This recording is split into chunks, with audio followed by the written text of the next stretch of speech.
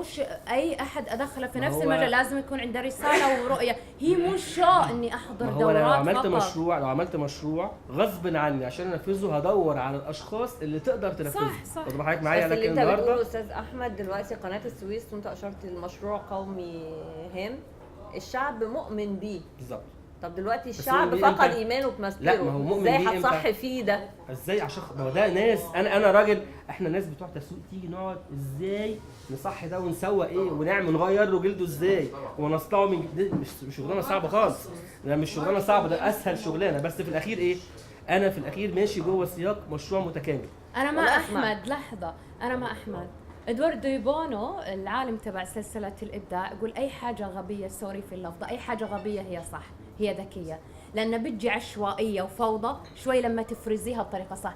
هي مش الحكايه الان حبيبتي منى ازاي اعملها، لما اجلس بطريقه صح وحاطه اختياري صح للاشخاص، خارطتي الذهنيه مع خارطتي الذهنيه من كمل خوارط.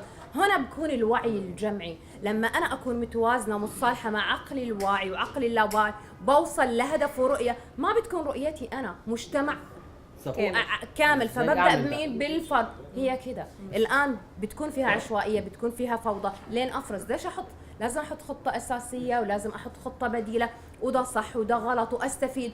اوكي احنا تكلمنا عن مسبيرو قديما والاشياء القديمه، مش القضيه ان مسبيرو غلط الان، وش القضيه ان مسبيرو ما في حاجه صح، لا، بس احنا قاعدين نقارن بين حاجه جامده كانت قديما وبين حاجه نتمنى ترجع مصر عليها.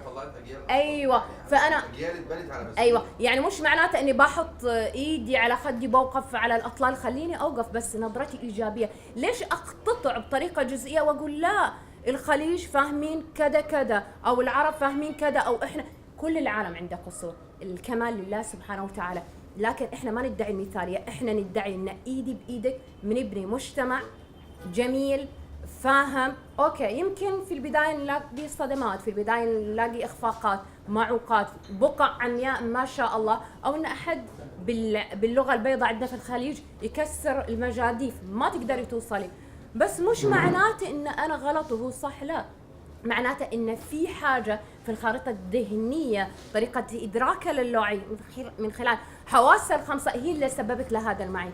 انا في دوري لما ما اسمع له وما اجلد ذاتي ولا انظر لنفسي بنظره قصور واصلح له، لازم تكون عندي كاريزما وذكاء مشاعر انا بكسبها لصالحي. مش ضروري الان، بس بطريقه غير مباشره بتلاقي لما اعمل حاجه بطريقه صح وخطوه عمليه اولى، بتلاقي الاطراف او الاقزام في المجتمع هي اللي بتحتاجني، مو انا اللي بحتاجها.